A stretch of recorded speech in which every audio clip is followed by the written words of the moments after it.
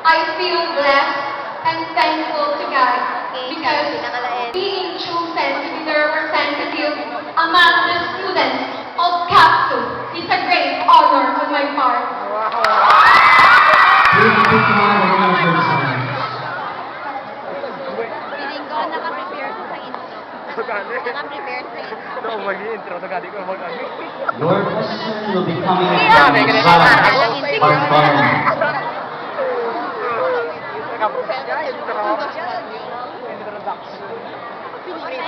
Presenting Madam number 7,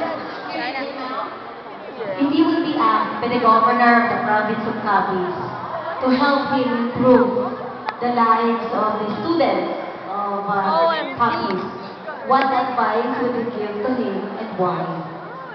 Facilities. Actually given a chance to have a conversation to the governor of Capiz, well, it is a great honor for me. I will tell him about the greatest and common problem of the youth facing today, which is the teenage pregnancy.